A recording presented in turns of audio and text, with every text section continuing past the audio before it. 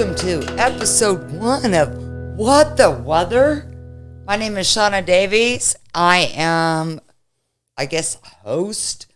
Never expected to be a host. I'm not a great host. And this over here, this guy is James Skivers. I'm not on camera today. We're camera down, so I know, sad face. You'll see me someday. Well, you'll hear this disembodied Boo. voice. Yeah. Total boo. That's all right. All right. Well, this is going to be my partner in crime over here, James Skivers. And we got Jon Davies over here with us, too. And Jon Davies. Yeah, I guess. Legend. I guess since we're doing a first episode here and kind of working out the kinks, it's convenient to have me on to fill in some air, right? Yeah, so if anything goes wrong, it's your fault. Just yeah, so I do happen to be married just like to our Sean. marriage. So, Yes, yeah. exactly. Great. I kid. Of course you do. But anyways, it's good to have you. And Jon, we're going to talk to you some tonight. Okay. But Jon is also going to be known when we have other guests, which I will talk about here in a bit. He's going to be called Bring Out the Met. And what I mean by that is it's kind of a takeoff of one of our favorite movies, Pulp Fiction. It's kind of sick, Bring Out the Gimp, but it's going to be Bring Out the Met. So if we have a question that a Met needs to answer, then we're going to bring them out. How convenient. Yes. Yes. See, this is one of the benefits of being married to a meteorologist. Well, I'll do the best I can. Okay. Well, you better. All right. Okay. I'll be in trouble. So Skivers, why don't you, although we can't see you right now, and we will a lot, you want to tell us about yourself or anything? I mean, what do you want to talk about? Well, I don't know. We've got some recent weather events that have happened this past week that I think Yes, we're we worthy do. talking about. I think Jon may have written a blog about it. Oh, that's right. And my bad. I'm thinking maybe we should introduce Jon since he's going to be the Bring Out the Met. Mm-hmm. Why don't we talk a little bit about his background and what he's gone through, and then we can lead it into or talk about what's happened lately. Perfect. What are your thoughts? Okay, obviously nothing. Go for it, man. Okay. So, Jon, well, I'm from Kansas, if you want to know that. okay, yeah. That's what my shirt says. You're married to me. Yes. Mm-hmm. Wonderfully so. Sorry about that. But anyways, so you wanted to be a Met since what? Oh, hey, you grow up in Kansas, the sky in central and south central Kansas. I grew up near Pratt. You fall in love with the weather out there with the sky, and it's not quite as wide open here in Kansas City where we are now as it is out there. But boy, weather kept me sane as a kid. It's something that you can always be looking Weather forward kept to. you sane because every storm chaser I know, it makes them insane. Well, you do have a point there. Maybe I was a little bit insane too, but it kept me sane in the sense that, I was a fairly shy kid, an introvert, and I don't know, I wasn't terribly socially great with people. I was pretty awkward. And Oh, weren't we all? I think most of us were when we were young like that. But it seemed like weather, was something for me to sink my teeth into when I felt like things weren't going well at school or with my family or something else. I could always look forward to the weather because it was always changing. And in Kansas, the weather changes and you get storms in the spring. And boy, that stuff really I found fascinating. Just so you know, you're turning me on right now. Uh-oh.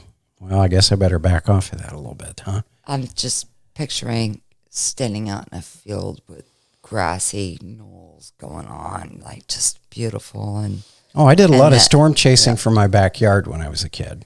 I meant weather porn, not you. Oh, but I love you okay. and all. Oh, thank you, dear. I love you too. But seriously, that's Okay. sexy. Well, that's cool.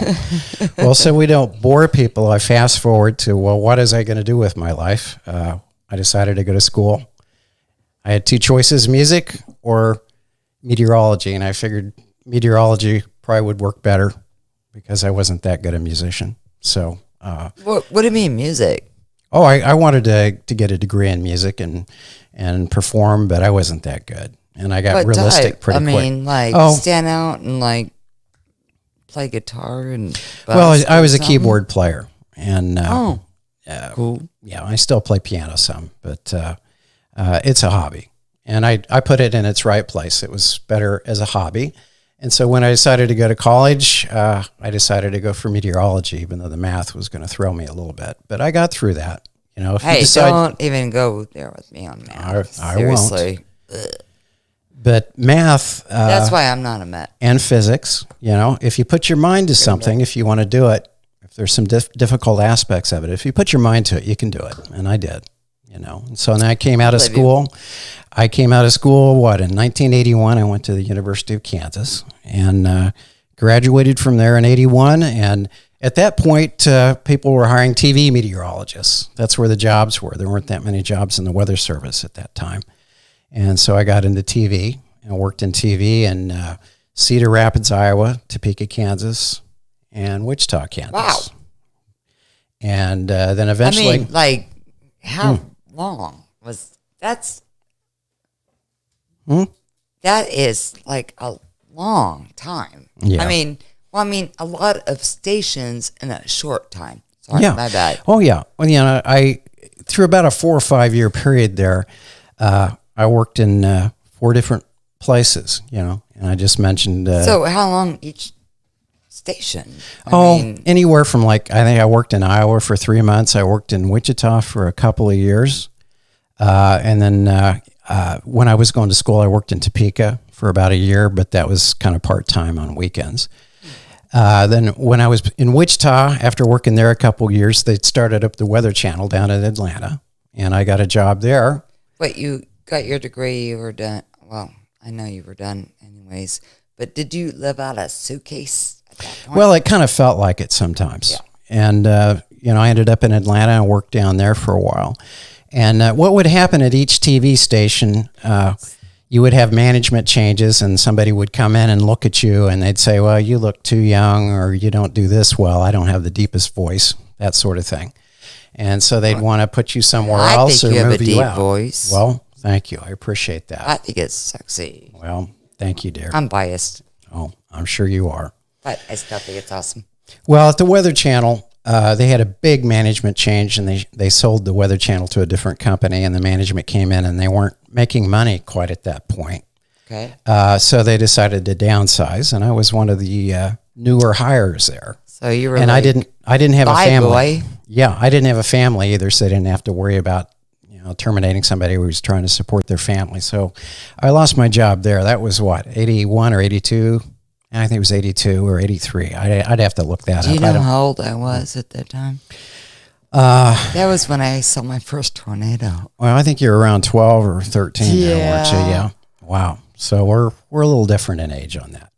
But that's kind of an interesting thought. I'm kidding, because we did not know each other back then. No, we sure did not. Quite clear. We didn't meet till after 2000 sometime, I remember. Yeah. So I was more than legal.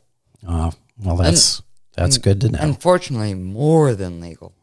All right, go back to your story. So, well, the Weather Channel downsized, and I got tired of living out of the suitcase, like you say. At least, I think I'd had 4 different weather jobs in 4 or 5 years, and so I came back to Kansas. It's where my folks still lived in Pratt, and my mom was ill at the time. My dad was a business owner in Pratt, and he'd gone through some changes there, and he was starting a medical equipment business at that time. That was kind of an offshoot of my mom's health, because he thought he could provide medical oxygen and other equipment better than some of the local people out of Wichita. And so he started a business there. So you went to go work for your dad? Yes, I did. It was kind of like, I'll go sort things out. I'll spend 2, 3, 4 months home. So you gave up meteorology. Well, it was going to be temporary, I thought. But what happened was I got so involved in the business and dealing with my mom and my dad that I ended up staying in Pratt, something like 6 or 7 years. And so working in that business, helping my dad. Yeah. But did you still do it? I mean, I always had an interest in weather, But I thought, yeah, I'm probably not going to go back to TV. And I didn't know what I was going to do. I was trying to sort things out. Were you storm chasing or anything? Well, I mean, at that were you time, keeping it up? Storm chasing wasn't a big thing yet in the 80s that much. But I started hearing about it. People actually go out and storm chase. And then I heard about this publication called Storm Track that Tim Marshall I've heard of that. Of course you have. Mm-hmm.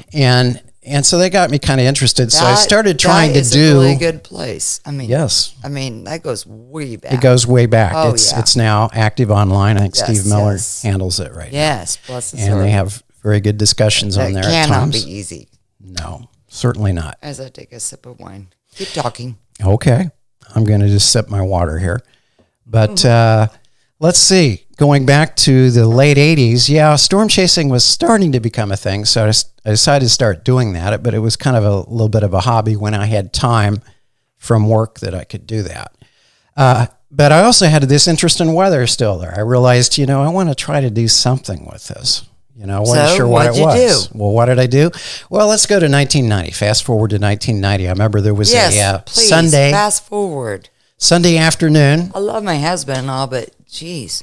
Oh, okay. Fast forward. Do you want me to go faster or slower?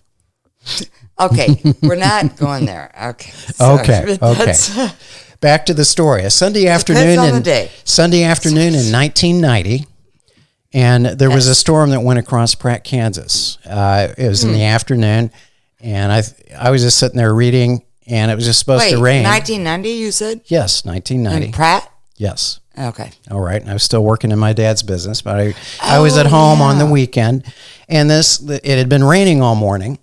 And then the sun came out, I remember, in the afternoon, and I went out in the yard just to see what was going on, and there was this puffy thing that looked like a shower. I guess you'd call it a towering cumulus or something. But I remember I watched it move across to the south and to the east of me. We lived out in the country a little ways south of Pratt. And I noticed the base of it was rotating.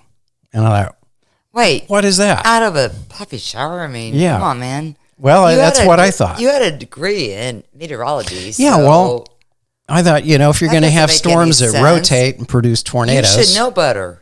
that's what I would think. But they don't teach you about a lot of that in school. At least the oddball stuff. It wasn't a big thunderstorm. It was a fairly small That's one. why I love oddities.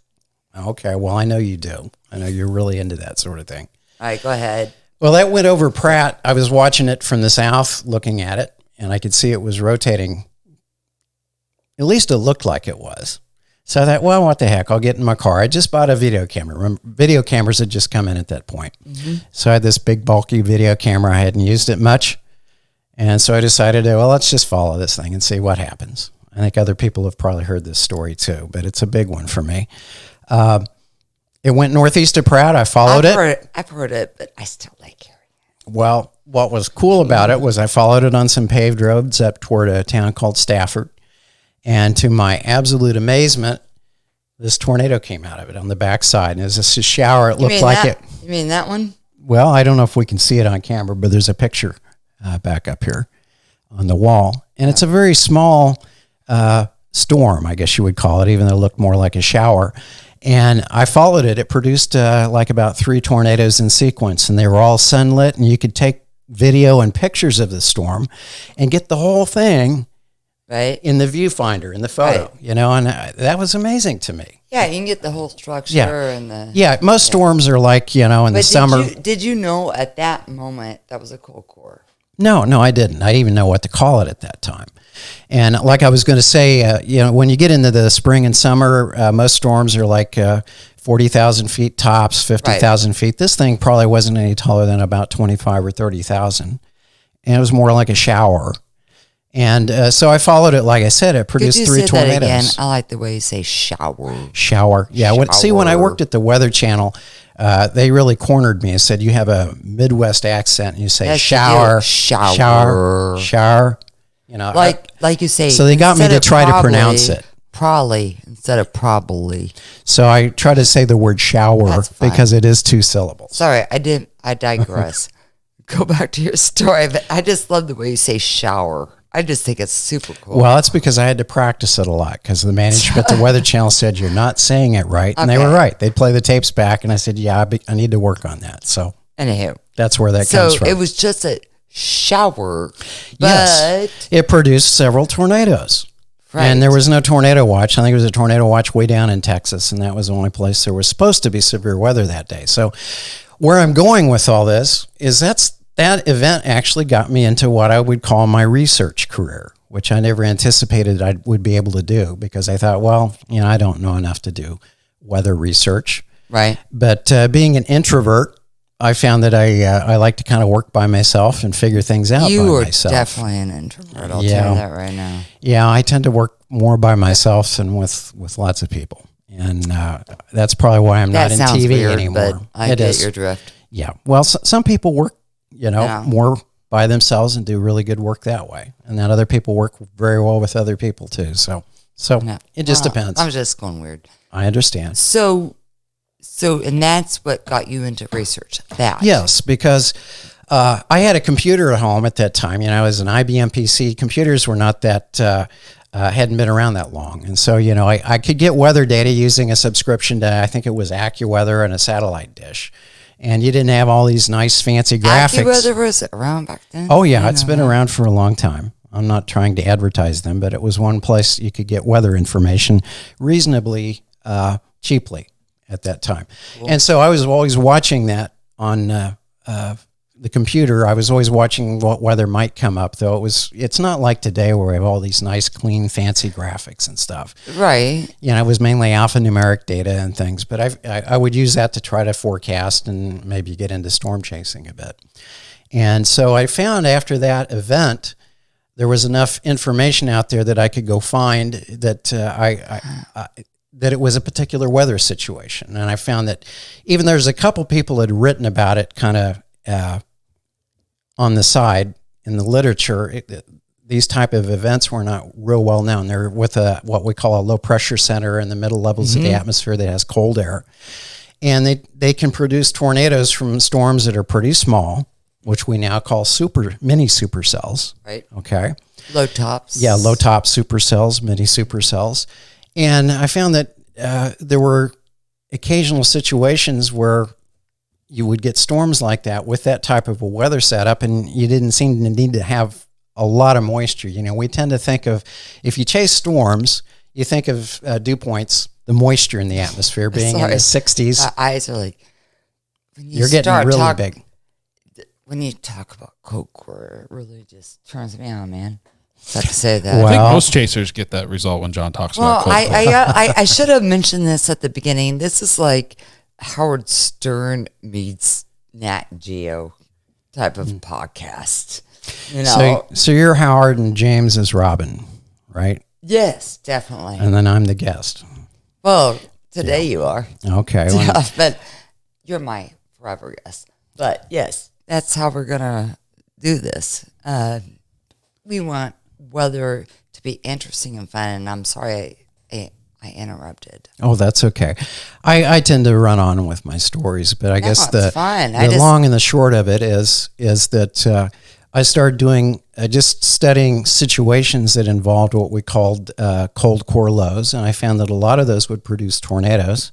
Yep. And they didn't look so much like the tornado situations we're used to forecasting. They didn't need to have a lot of moisture, usually dew points in the 50s, sometimes even the upper 40s. Yep. And so I started collecting some of those and writing a couple of papers, and that's kind of how I got into research. There's a lot more that went into that, but I found that, I got something to say. And then you did EHI. Yeah, the Energy Helicity Index. I was working with Bob Johns, who I met at the Storm Prediction Center in Kansas City at that time. We worked on that. Uber interesting. But right now, I kind of want to talk more today. Okay, well, let's bring it to the current. Broadcasting. Oh, yeah. Divers. Yeah, I'm looking at you because those are the fun stories. You think so? Yes, and then I want to talk about some other stuff afterwards. But let's talk about your broadcasting. Okay. Well, what would you like to know about broadcasting? Well, let's talk about something here. I'll throw something out. This last week, I guess it was. Well, I'm going to have others on here. Obviously, we are. Mm-hmm. But on October 20th, which was last Sunday night, there were tornadoes in the Dallas area. I need to update my blog. I think there were about 10 tornadoes in that area, and there was an EF3 across North Dallas, and then there was a EF2 on the southwest side of Garland, and an EF1 near Rowlett, and some other tornadoes. And thankfully, nobody got killed, or there were even, I haven't even heard of injuries on this.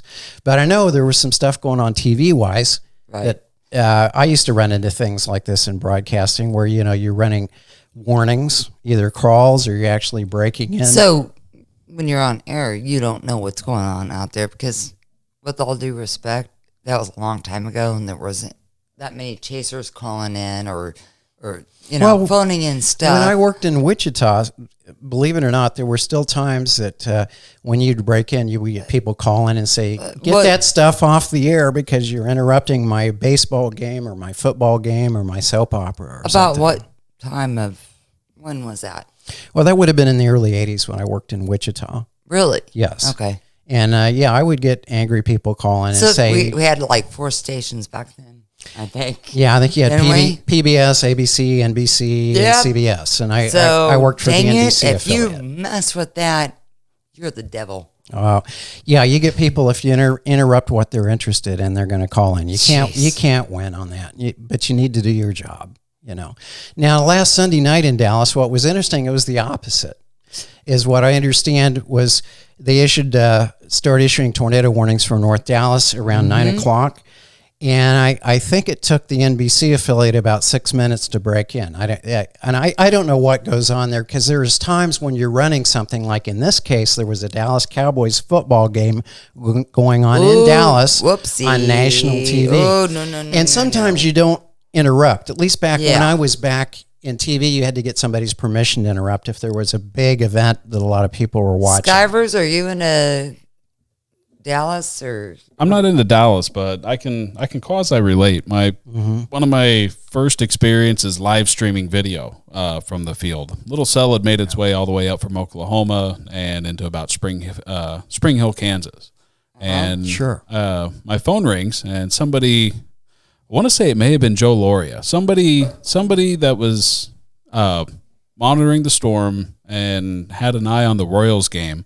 They were trying to figure out if they needed to evacuate the game or not. And I mean, they went as far as to reach out to some random storm chaser who had a live stream going, who they had, they didn't know me from Adam, but they wanted to know my opinion if this storm was still going to keep chugging to Kaufman, or if if it was just mundane and kind of fizzling out like they thought it was doing on radar.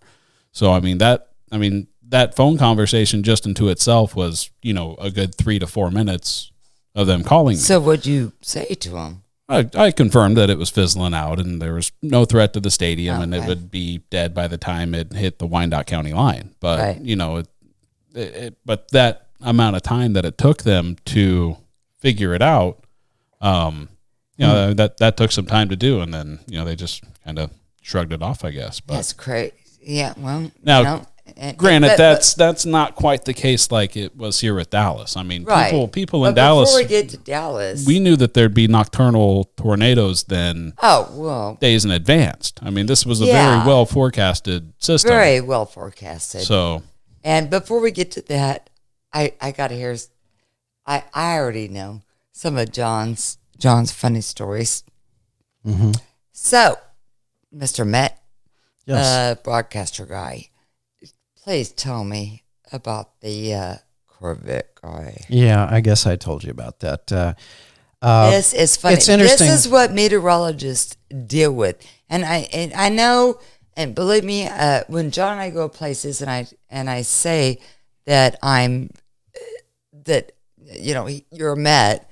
How many times do people say, "Oh, well, good, he's half right 50% of the time," or whatever? Yeah, we're not much better or worse than people who forecast the stock market, I guess. Right. Like or that, right? Yeah, you get paid full time to be wrong half the time. Okay, fair enough.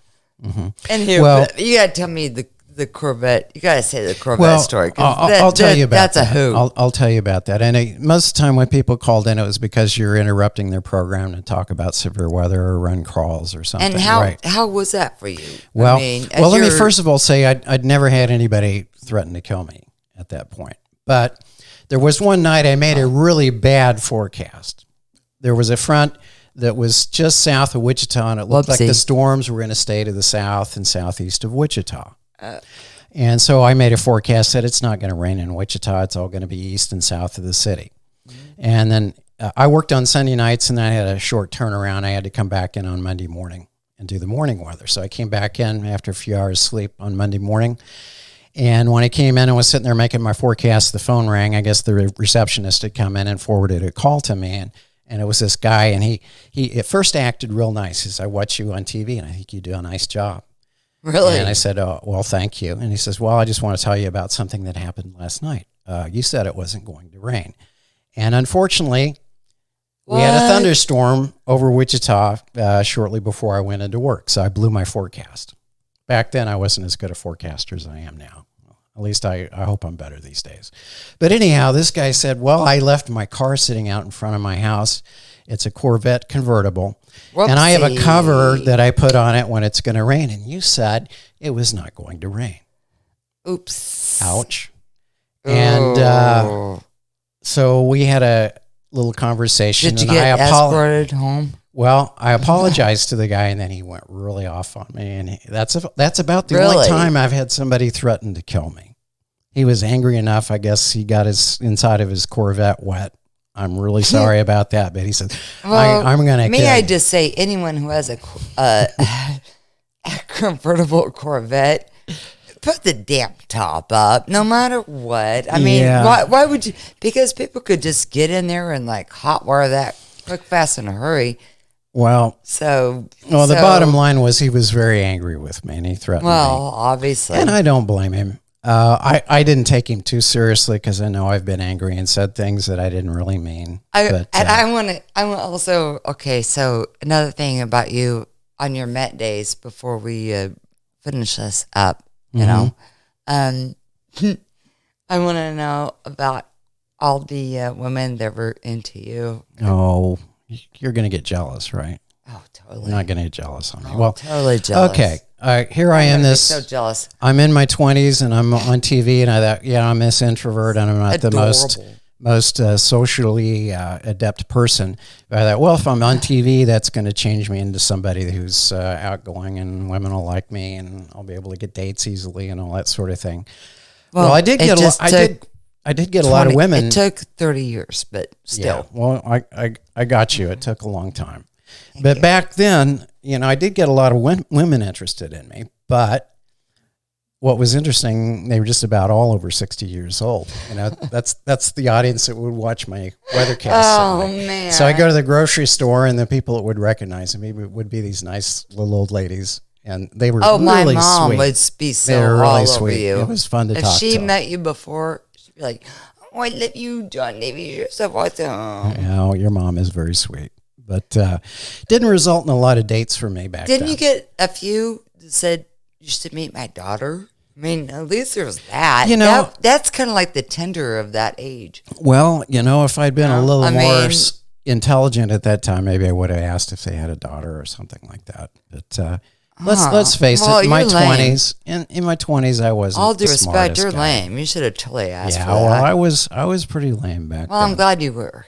I'm pretty slow on the okay, and then one more thing, and then I want to talk about something else. Well, I'd like to finish up the Dallas thing at some point very quickly. We are, but I want one more thing. But where were you working where someone pulled the joke on you? Because I love to hear. Yeah, there's. And every broadcaster we're going to have on the show, I'm going to have them tell me the best joke. I'm sure you will. So, yes, I will. Well, if you work in TV, you're going to find there's a lot of hijinks that go on because TV has a lot of, tension, and things have to happen quickly. And so one way to break the tension is to pull pranks on each other. Yes, tell the story, man. Well, I'm not the best storyteller, but there was this one anchor that worked on weekends, and I enjoyed working with him, and he did the best impressions of people. And let's face it, in my mid-20s, I think I was probably not as mature as some people are, and not as quick on the uptake, as I just said. But anyhow, I mean, one night I was working late. Yeah, you get done with your weather, and then we had to do other things. I worked for a consulting firm that was in-house there too, so we had to do some forecasts for some electrical utilities and stuff. Yeah, Mike Smith, that sort of thing. And so I'd stay there for about an hour or 90 minutes after everybody left. But anyhow, KSN? Yeah, KSNW was the name of the TV station. Very good. And so I was sitting there working. I don't remember what night it was, but a bunch of people had gone to a party, and they knew I was still working down there. And this one anchor that does these great voices, he called me, and he did this little old lady's voice. I had no clue who it was. People would call and complain about little things, So he called, and he started telling me about how I wasn't doing this right, and I wasn't pronouncing this word right. Like when I said the Gulf of Mexico, I would say Gulf or something like that. I don't remember exactly what it was about, but he started giving me grief, and then he'd give me more grief about how my forecasts weren't very good. And it wasn't him. Wait, he was using a little old lady's voice. Oh, it was an old lady. Yeah, and he had me totally fooled. And I think he had me going for about 10 minutes. That is... Until I finally caught on That's the that best. this person is pranking me, because he got more and more outrageous, and then I found out it was him. And I just remember that as being, so it reminds me of how naive I was at that time, and how gullible. But it was funny. It was funny. Say? I laughed. You just laughed? You didn't say, "Oh, I'm so sorry, ma'am." Before I knew who it was, I was apologizing my little I'd be like, boss. "Okay, I will do better." Yeah, you want to keep the viewers How long happy. did they let that go before they let you in on that show? It was about 10 or 15 minutes. Wow, that's crazy. I did go over to the party afterwards when I finally got off, and they got me a beer, and everything was cool. Well, you deserved it. I think I probably did. That's some fun things. I remember this little old lady telling me how I was not doing a very good job, And the more I tried to placate her, the worse it got. So that is freaking hilarious. And I'll tell you what, my mom, little old lady, loves you big time. Well, thank you. I love her too. Seriously. And she's sweet. Every little old lady at mom's place at her nursing home loves you. One nice thing about... I just realized, full circle, you're still loved by women over 66. I guess so. When I go up to Newmark where your mom's at. And they do. Yeah. They like really love you. That's not a lie. That's true. I'm pretty good with older people. You really are. I'm going to be old one of these days little ladies, too. And I want them to like me, and I want to treat people. Have a lot of money, to treat me well then too. Her and I are going to have a problem. I'll tell you that right now. One thing I will add was working in Wichita. My mom, at least for a while, was still alive before she passed away in Pratt, and she got to watch me on TV. So that was kind of fun to have your parents be able to see you. So that was cool. Yes, definitely.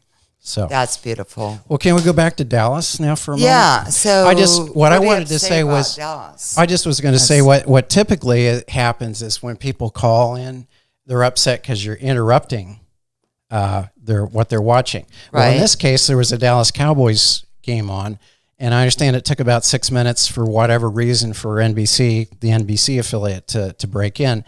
And so they were getting calls and texts about, why are you not breaking into the Dallas Cowboys game to tell us about this tornado? Which is maybe a legitimate concern because that's a metro area.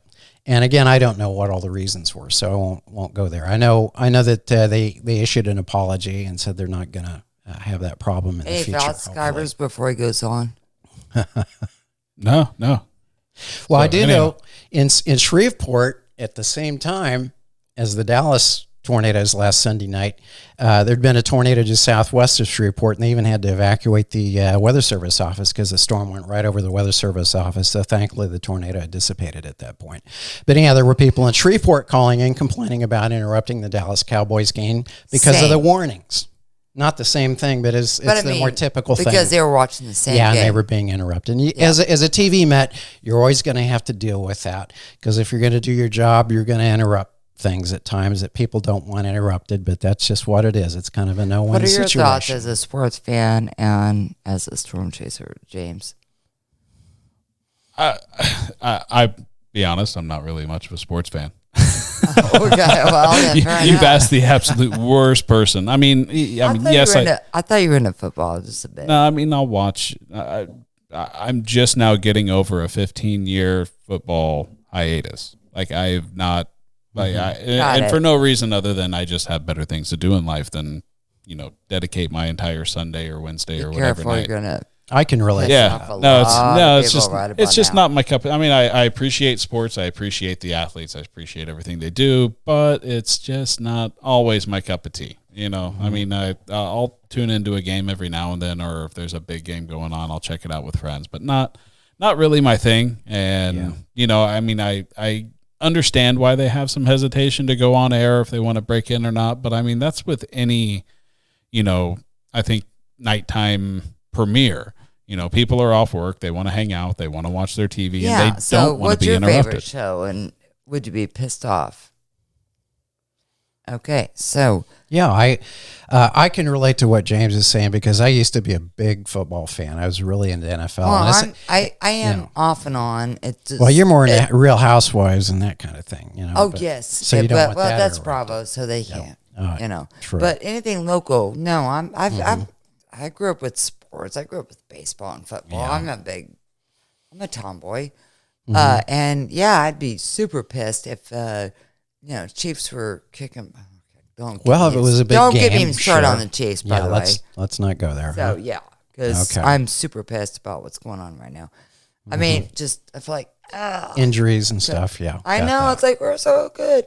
Anyways, but I would totally get it.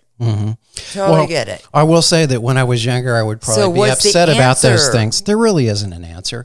As I've gotten older, I'm not as into sports. I'm more like James because you have things to do and there's less and less time to do them. It seems like, so I don't tie up as much time watching sports. But so I don't get. And I've got a lot better perspective on that sort of thing. So certain things in life are more important. And, if you got a tornado coming into your town, you need to know about it. And if it ticks off other people that live elsewhere, but they're being interrupted, that's just part of the game. That's what it has to be. Speaking of Dallas, I had no idea, although I wasn't really paying attention. I had other things to do. And it's not the time of year for me to pay attention as a storm chaser. What are your thoughts on that? Oh, you mean about how it was handled, or just the weather situation? The whole situation. I mean, all of it. First of all, let me just say I think the Weather Service handled it very well. SPC did a good job outlooking things earlier in the day. They had a tornado watch out well in advance of the tornadoes over North Texas, and the minute they did have a tornado verified on the ground, they got a tornado warning out, and there were no injuries that I know of, and certainly no deaths. And I think that says a lot right there. I heard some injuries, but we haven't heard yet on what. Well, if there were any injuries, they were very minor because as of a couple of days ago when I was looking things up, they hadn't come up with anything at that point. I might be wrong at this time, but I know there was nothing major. And so my point being that, I think it was handled very well by most of the media. Did you expect it to happen? I mean, that morning. As a Met. As a Met, point. I think I even mentioned to you that morning that I thought there would be tornadoes in Oklahoma and North Texas that day, probably. I don't think I had my coffee yet, but I'll go with that. You don't listen to me a lot of time in the morning. Well, just give me some coffee first, and then tell me what your thoughts are, and then I'll look it up myself. Okay? Yes, dear. So give me a small break. Yes, ma'am. Fair enough. We got you. See, this is what it's like to be married to weather people. It's weird. Yeah, you're more of a evening person. I'm becoming more of a morning person as I get older, it seems like. So I don't know what that's about. But. I don't either. Yeah. But my point is, at least let me have coffee before you start throwing weather shit. Sorry. Okay. Stuff at me. Well, I will not throw weather stuff at you before I make your coffee in the morning. Fair enough. Now, back to Dallas. Yes, and ma'am. what did you think that was going to happen?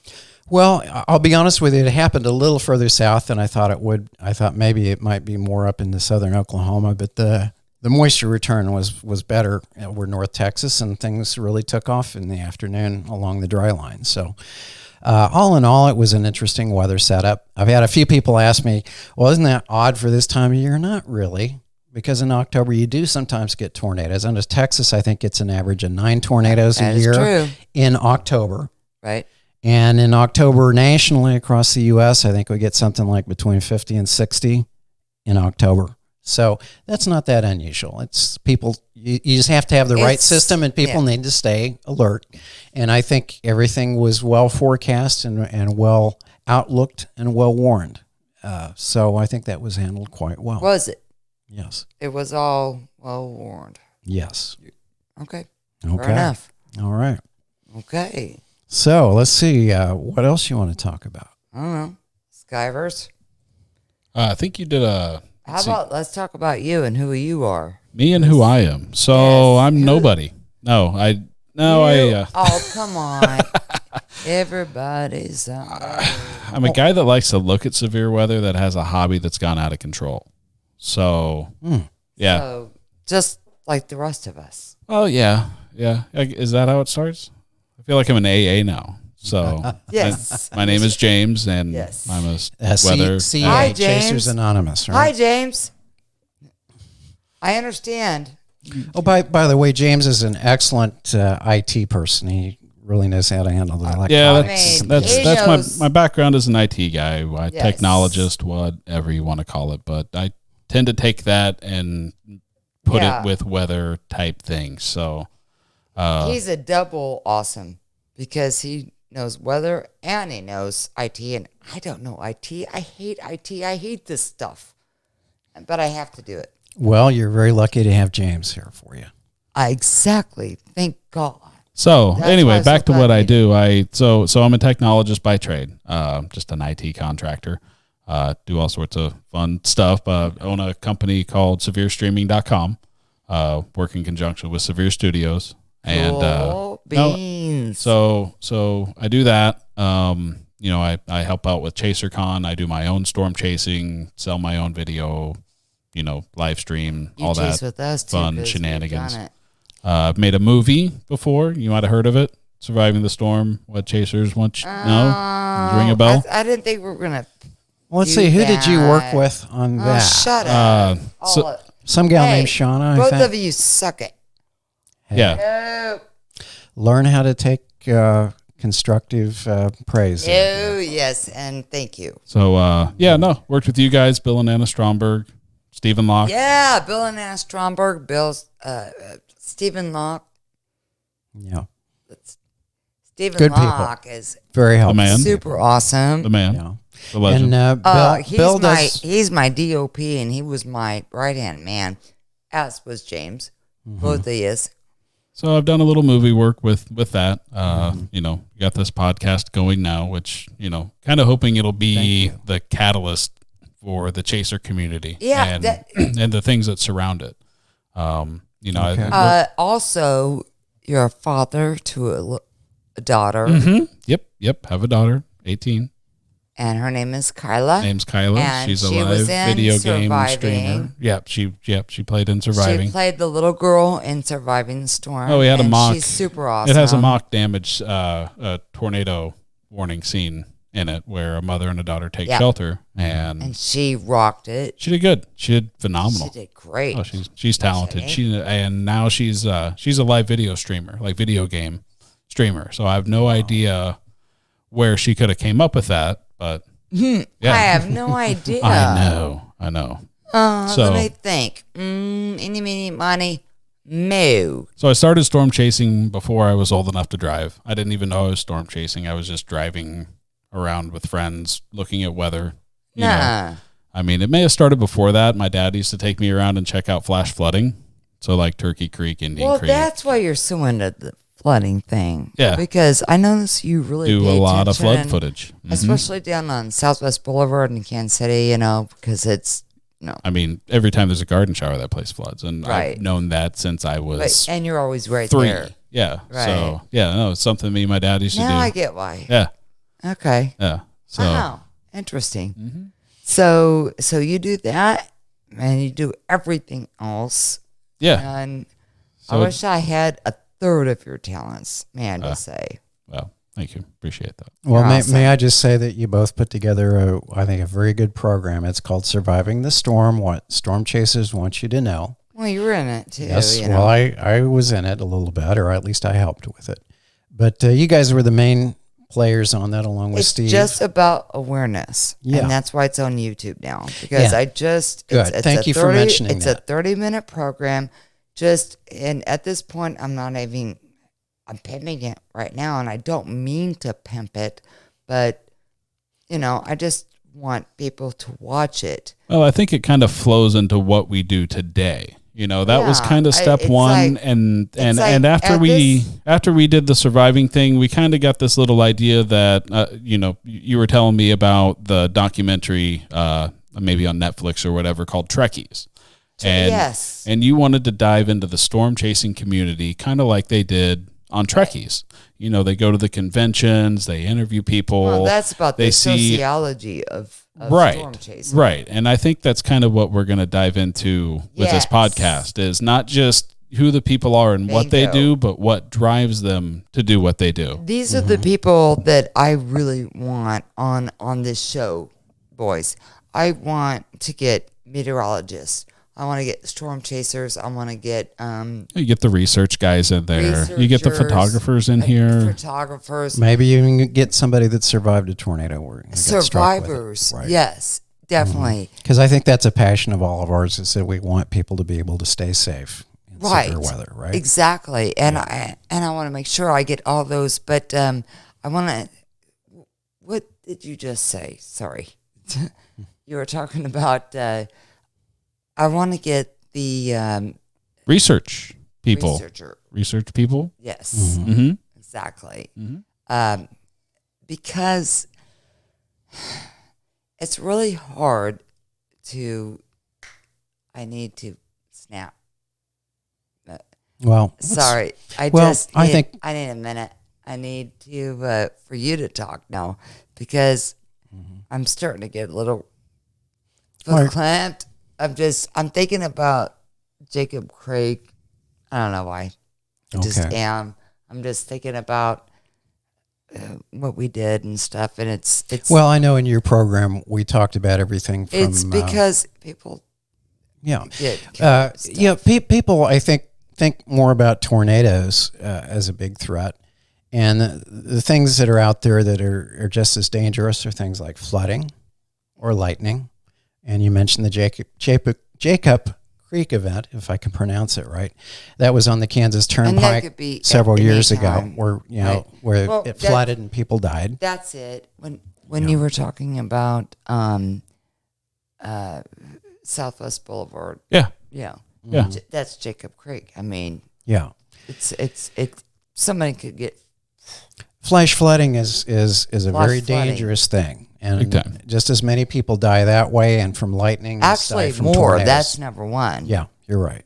You're very right. Lightning is number 2. Mm-hmm. Tornadoes are 3. Right. People don't know that I don't think because most people understand tornadoes that. are more scary. Yeah.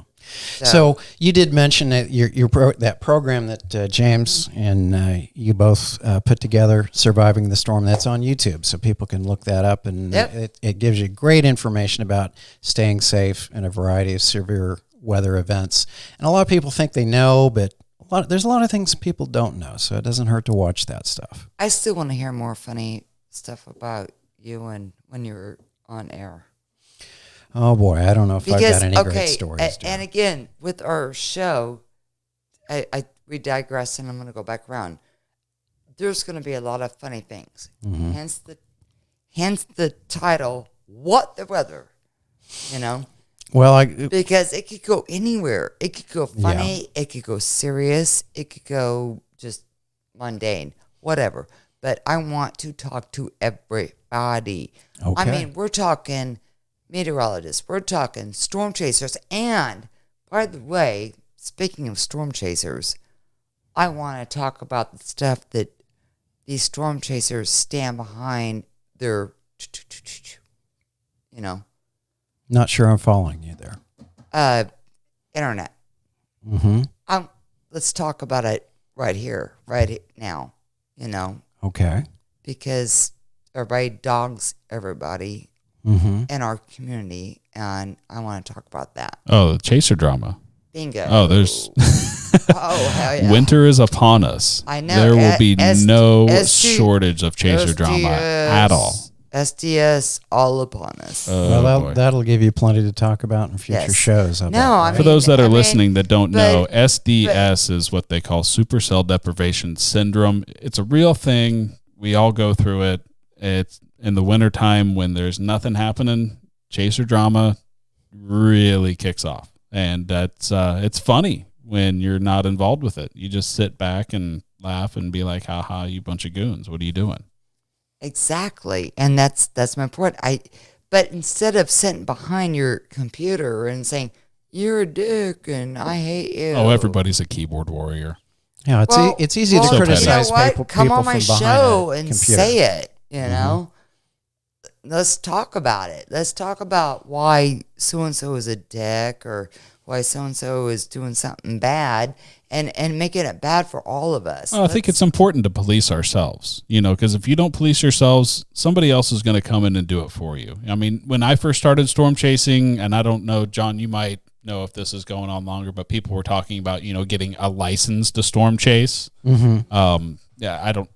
Has that always been a thing, or is that something that? That's such crap. Well, I know, sorry. but I mean, how do you don't? For one, you can't enforce them. I mean, the whole idea is just completely asinine. But that's how like things like that happen, is from people going out and making bad decisions while they're storm chasing. That's right. I know it's a cliche, but when the movie Twister came in the mid '90s, I think that's what kicked off the big push for storm chasing, and that's when you began to see crowds out there. And I think where people get upset is it's either law enforcement people or first responders or other chasers or locals even, that the roads are crowded with people photographing storms and chasing storms, and they see that as being a problem, which it can be. I've been in several situations where it was. It is, but yeah, but we're no better. No, because we're just as much of a problem as the rest. I mean, well, so that's that's no one rude. person has more of a right to go out and storm chase than somebody else. Exactly. That's how I feel, because Right. I feel like a female dick saying that. Yeah, and I relate to that. I think one of the most important things to remember is, I know you and I, there's times that we have not chased because we thought it was going to be too crowded out there, and we might be actually adding to the problem. I know on May 28th with the tornado over near Lawrence, besides that being an HP storm, we thought about going out to chase it. We thought, no, this is not a good situation to do that in a fairly populated area that could be crowded. And so I think it's important for people just to use some common sense. And Right. we can do a whole program on something like this. Well, and we will. I think we will. Because But, it could be better, but it's what I like is gosh, how do I say this? Because I don't want to look like an asshole, but I already am. Anywho, You're not an asshole, dear. no, it's my point is try to find, as a storm chaser. This is what I would tell people, especially women, which there will be women shows, may I just say, you and you. All right. Okay. Yeah, I'm looking at you. Okay. There's going to be shows about women. I'm going to have women on here, and we're going to talk about that. Okay. Because women can Good be just thing. as great, and we have good instincts, too, by the way. Anyways, Yeah, I think you need to have what kind we of have a to point. do is kind Yeah. of like the Medford May 10th. Yeah, it Yeah, was I believe it was May 10th, 2010. 2010. Right. And I got the 10s and 10s. Yes. Well, everybody was over on the Wakita side where the Wakita smashed in. And Yeah, well, it was the Medford Wichita storm. It went between the two towns, I right. believe. And then, but we could have been right Well, in yeah. Yeah. that. I know there was nightmare. a storm chaser tour that got hit and got their windows blown out that day because it was a big storm. It's hard to Right. tell where But the tornadoes were. What'd you say? What did I say? That day, well, I don't remember what I said. I just You remember. said, I don't want to go on 81. Was it 81 or 83? Well, I think you're confusing that with El Reno. Nope. Okay. Nope. I'm Medford Day. Okay. Because before then were all the little... Mm-hmm. Well, the point is the storm was moving between 50 and 60 miles per hour. And now I'm thinking it was 81. It was becoming an HP storm, and it might have. We were near Highway 81, but we were on a county road, and I know it was coming. And you said, but, I'm not taking 81. We're going to go on the county. Okay, I see what you're saying. Yeah, we decided let's go on a county road and avoid the crowds, which we did. Right. I remember you now. But it still nearly got us because it was coming so quick. Yes. And it was hard to see that. It was hard to figure out what was going on. Somebody stopped and talked to us way too long. Yeah, another storm chaser that kind of distracted us. And I should have been on top of it a little faster. And I said, get your ass in the damn car now, you dumb idiot. Well, I know we had to drive fairly quickly to the south on a county road, and you were driving, but you got us out of the way of the storm. But and Zach was in the back. Yeah, our son was in the back too, and I wasn't pleased about that. But anyways, it was an HP storm, and there's a tornado here, and then you could see one there and one there. So and it was the hard point to see what was going is on. trying to figure out where all the chasers going to be and how to avoid all that, and I feel like, and I think this is something that I would like us to talk about in later programs, is about how, for those of us that know, with all due respect, a little bit more than others, to get to the storms that no one will be on. Like that day, no one was on that road except for one. Yeah. And if it weren't for just that, we would have. Well, I know a few miles to the southwest, there were a lot of people on the road, and some people nearly got into trouble in one storm tour did. So, yeah, I'd like to talk about that, about how to figure that out. What do you think, James? I don't know. I mean, that's one lesson that I kind of learned early on, is that you don't have to be on the first cell of the day, and you don't have to be on the exact same cell as 500 other people. It's just not necessary. Secondary targets typically work out really fantastic. I mean, if as long as the atmosphere supports something like that, you know. There's some situations where you just don't have a choice, but I mean, chaser convergence is tough to deal with sometimes. I didn't really have a problem with it this last year. Wakita Day. What year was that? Was that 2009? 2010. 2010. Yeah, that 2010. That got a little crazy. You know, it wasn't bumper to bumper for me. I had bailed on it from that point because, I mean, storm motion 55 knots. That happened to me in 2004. Yeah, it's easy to do. On Rock, Kansas Day. Or that. It looked like a rock show just let out. Yeah. So. Yeah, that was a crowded day. I remember. Oh, that was insane. And James, you made a good point. You don't always have to be on the big storm of the day. In fact, you know, one of the points of actually storm chasing isn't just to be out there getting excited and having fun watching the storm and taking pictures of it. I think part of it is to provide reports for the Weather Service or for TV stations. Yep. And if you're on a different storm, let's not get off onto that. But that's a subject. It can be an issue. I've called in a couple. There's been two times people called it in, and you said your name. My name is Jon Davies. And I'm like, I don't believe you. Or they said something like, okay, whatever. They were secondary type storms. That's ridiculous. And I think it's important to have people on other storms than the main storm because it's important to report that weather. I don't know, dear. But I just don't know. Sometimes you run into a situation where you're on a secondary storm and maybe it doesn't look that great on radar, but there's a tornado on it, maybe not a big one. And there's a couple times I've reported those, and I had a little trouble getting people to believe me on it, you know. Yep. And so that was a little discouraging, but that does happen. That does happen. My cat Lucy's like over meowing. Yeah, you got a cat bugging you right now. I know. See? Okay. Now she's going to get on the table. She wants come over here, Lucy. Sorry. But hey, most chasers like daggone cats. Love cats.